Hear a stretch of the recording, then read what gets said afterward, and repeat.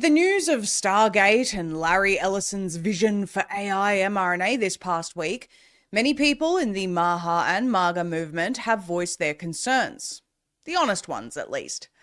Anyone who's ever used social media understands how destructive AI can be. It can silence you in a moment's notice, remove posts for mis- and disinformation, flood you with bots to ensure your post is squashed. It does this in the interests of those who have programmed it and the approved narrative. With this overwhelming surge of AI taking over all aspects of society, it's a matter of time before it takes over the judicial system. Lawyers, tax agents, authors, film producers, the list goes on. But perhaps the most alarming is it taking over the medical system. So what happens when we incorporate AI into medicine or even give it control of the medical industry with pharmaceutical companies' interests at its core? Well, it's probably going to tell us that mRNA is a good thing and maybe even a requirement. Dr. Mary Talley Bowden has been a fierce warrior in the medical freedom fight. Well, I've been looking forward to this conversation for some time, especially since the announcement of Project Stargate and AI mRNA. I mean, this is just the stuff of nightmares, really. So I'm very keen to hear your thoughts. But before we get into Stargate, I want to talk a little bit about how we got here. And you've been highlighting for some time that it seems that there's been a shift away from the imminent problem of injections to other areas of health. And while they are all absolutely valid, and the food supply is toxic and poisonous and all of those things, the clear and imminent danger that we're facing is actually the COVID mRNA injection and mRNA platform in general. Talk to us a little bit about that history.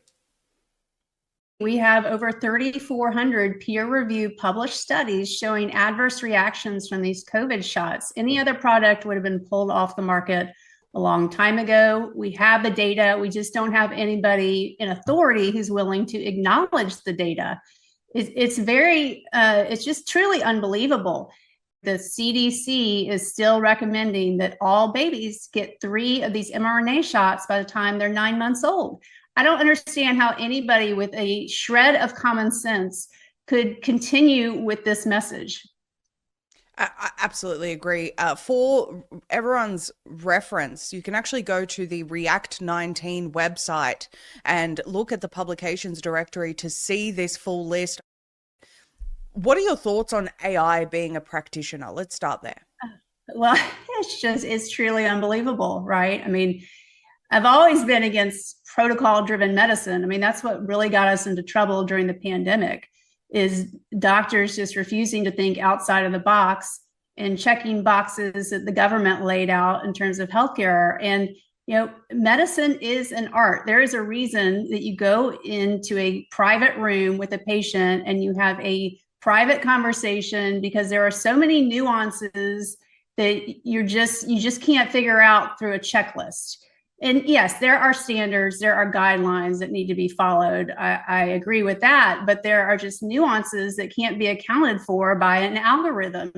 And, that we're going to create basically 2 systems. And I'm already seeing it. I see patients that will not go to the mainstream medical centers. They just refuse.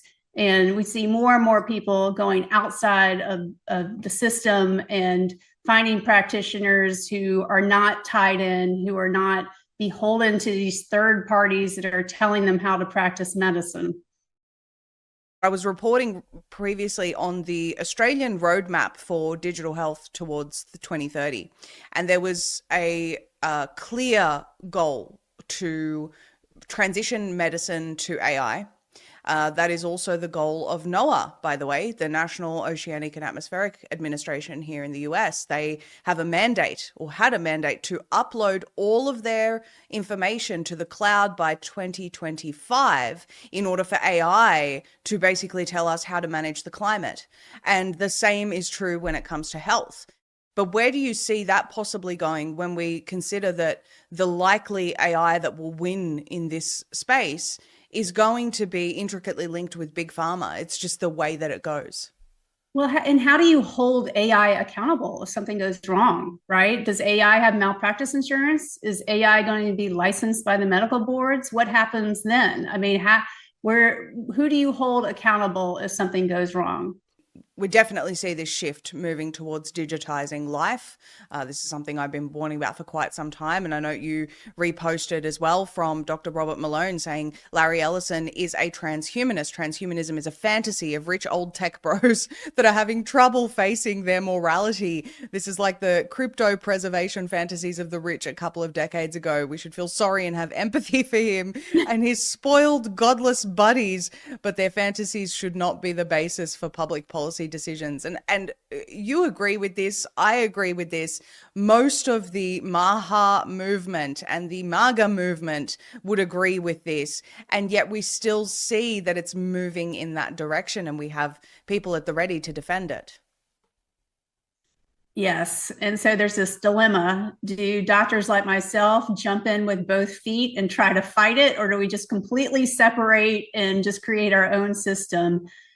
It's hard to know what to do, but we just need to keep educating the public about what's going on. And you can choose doctors who are outside of the system. And I got a direct message today on X from an Ivy League oncologist who was on my side. I think there are more doctors out there that are like-minded. We just need to all come together.